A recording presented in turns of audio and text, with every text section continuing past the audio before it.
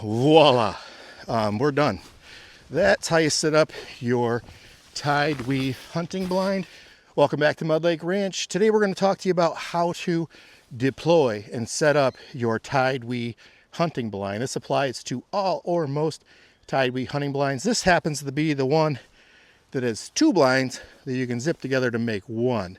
We'll let you use your imagination towards the end of this one, but it's a very easy process to set these blinds up. So if you're intimidated by them, haven't used one, kind of curious, or you got one and you haven't taken it out yet, it's good to practice and know how to do this before you try doing it in the dark. Take my word for it, I've done it. Your hub style hunting blind will come in a bag similar to this one from TideWe. This one has two backpack straps. If you're shopping for blinds, I recommend getting a blind with two backpack straps. It makes it less awkward to carry. One tends to slip off and you're typically walking on uneven terrain to a spot that's wooded and slippery and muddy. You want to make sure you got that thing secured. Two backpack straps is the way to go. So once it's out of the bag, you're going to uncinch the strap that's around it. It's usually just a 2-clip thing. Very simple. For these hub style blinds, you're going to evenly disperse the blind out onto the ground. And once you've done so, find the top of the blind. They're going to deploy the top first by simply pulling on the provided hoop. So once that's deployed, then you can begin doing the other panels around the sides. And this one has 4. So first of all, I like to use my foot to block the bar so it doesn't slide away from me, and then they pop out really easily. If you don't, you're going to be dragging the thing in circles like a dog chasing its tail. So again, I block with my foot, grab the strap to deploy this blind, and we're almost done. Block it with your foot again. One more side and we're good. And these things are light. I can illustrate here. Very light, easy to maneuver. Voila, we're done.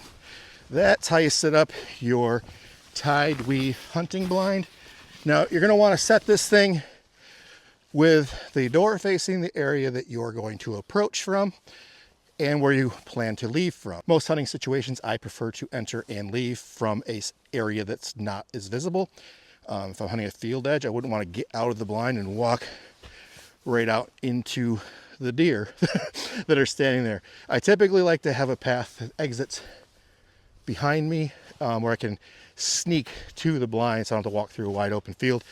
But anyway, that's one thing to consider. Then make sure that you use the provided tie downs and ground stakes. There are ground stake hoops on each of the corners, and you can use the hubs for tie downs. And there's lots of hooks, or there's lots of slots on the blinds themselves for brushing in. So if you want to add branches or natural cover like corn stalks, you can do that here. Just be careful not to have any corn on the corn stalks. You might get in trouble for baiting. When you're brushing this in, make sure that you're using natural occurring browse and pine boughs and corn stalks.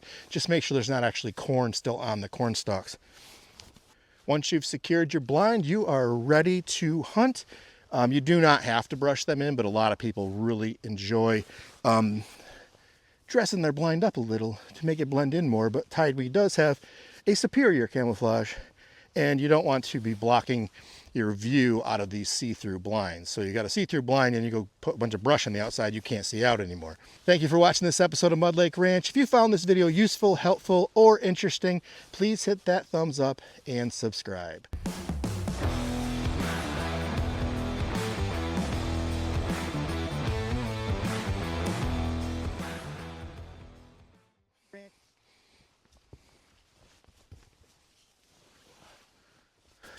Can't see me.